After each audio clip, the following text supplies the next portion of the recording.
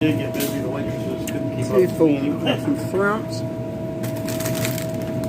But we was more, we paid more attention to the banquets than anything. That was money makers.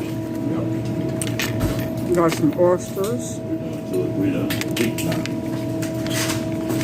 Sherry still doing them? Mm-hmm.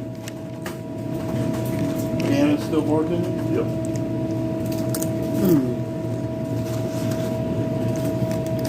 Sweet tea. I think those are probably the only two left that was there when I was there. Yep.